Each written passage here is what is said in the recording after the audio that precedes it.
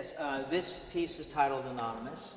It is acrylic and oil on wood panel with chains from the turn of the century affixed with railroad spikes in the top of the piece.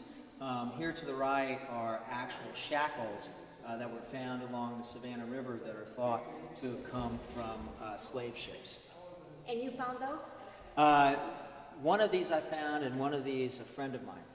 What did you think when you saw those and you realized those went on a person?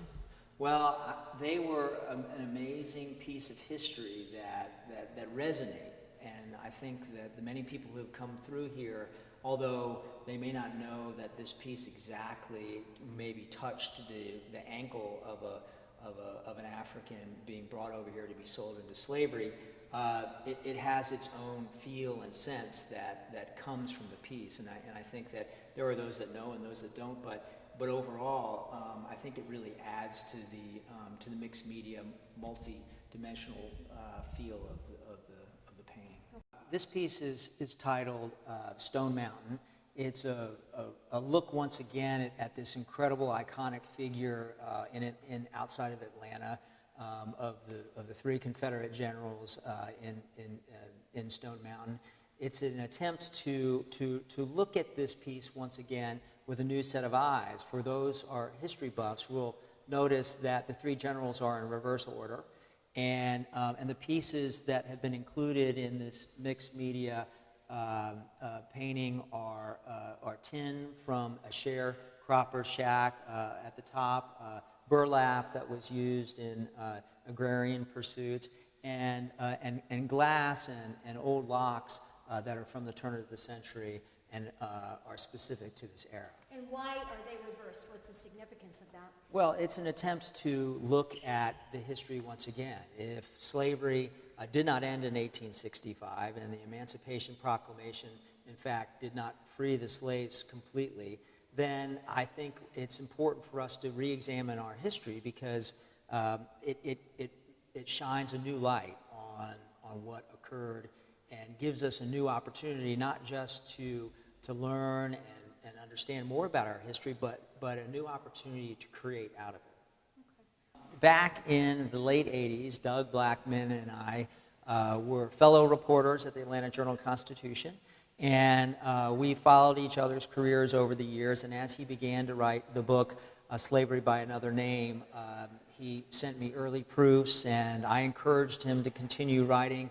And along the original publication of the book, we decided to do a small art show and book signing here in Savannah at the Book Lady bookstore. And a month before the date happened, he went and won the Pulitzer Prize, which then set off a chain of events, including a much larger venue and then requests for additional exhibitions in Washington, D.C., Atlanta, Georgia, and now here at the Telfair. And each time I created more pieces. This piece that is titled now Close the Windows and Hush All the Fields after the Robert Frost poem is my ode to Lincoln, and this is the first place that this piece has been exhibited here at the Telfair. And again, it is oil on burlap on wood panel.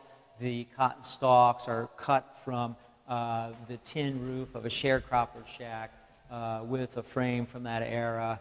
And shackles that were from the turn of the century. So the piece is an attempt to once again look at our history through a new lens, through a different window per se, and to understand a little bit more about what occurred during that era. Something that I've told people is that if the Emancipation Proclamation did not end slavery, then Lincoln's legacy needs to be re-examined, and that's something that I attempt to do in this piece. Were you shocked by some of the things that your friend told you that he had discovered when he was writing this book? What was it to me? What did it mean to you personally? Well, the original shocker came when his stories first appeared in the Wall Street Journal, and up until recently, he was the regional bureau chief for the Wall Street Journal, and I began to read the articles in the paper and called him and talked to him about that. And the types of things that I said at the time was, this requires native Southerners such as myself who have 10 to 12 generations on both sides of my family from the South to re-examine our relationship with our families, with our history, and with our past.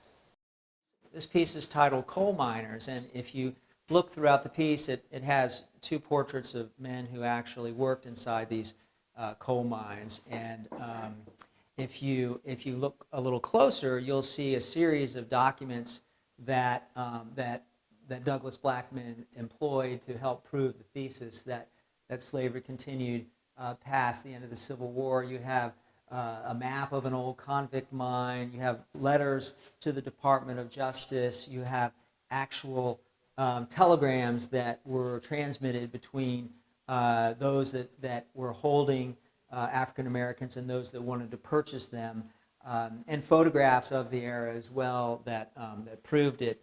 And I think that it's important to look at the original documents, because if you can find a way to employ those in art, what you're saying is art has the ability to persevere, it has the ability to tell a story, and it has the ability to inform humanity of who we are. And so in that sense, I think the artist in our society has one of the greatest responsibilities to communicate who we are and where we've come from.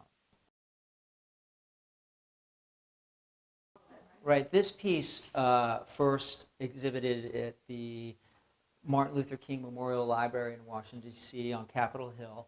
The reaction to it was amazing. People would come up to it and want to interact with it, knock on the knocker, and they immediately, inherently understood what this piece was attempting to say. It's a recreation of one of the original documents that was to abolish slavery, and then adhered to the gesso board that this piece is structured around are the actual implements of imprisonment and torture that I discovered along the course of 4 years traveling across several southern states to find the materials and the documents that were a part of this era.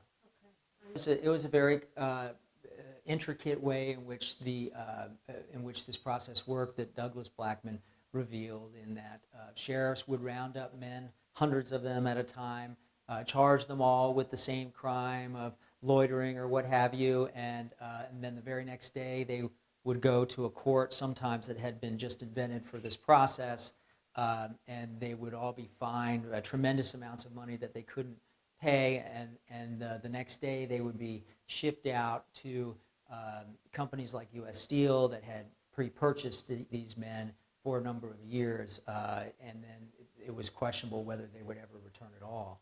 And this happened to hundreds of thousands of men across the South, and it fueled the labor that industrialized the South. Here is a wound that will never heal.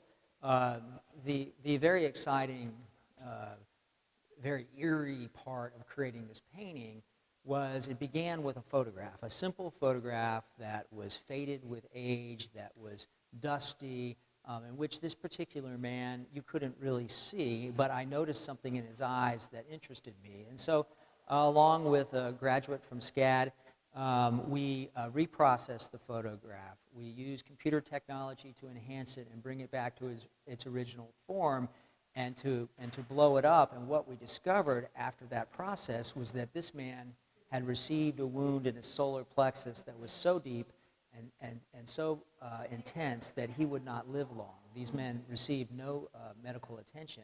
And when I discovered this man and that his death was imminent, I had that image blown up and repositioned on a canvas, and then created oil paint on top of it. And during the process of creating the piece, it felt very much like I was bringing him back to life, or at least giving him a little bit of justice. And this piece has been seen by now thousands, and when they've come through, it has captured people's imagination. And I think that it's a tribute to the history and the work that Douglas Blackmun did, that we can now look at these pieces with a new light.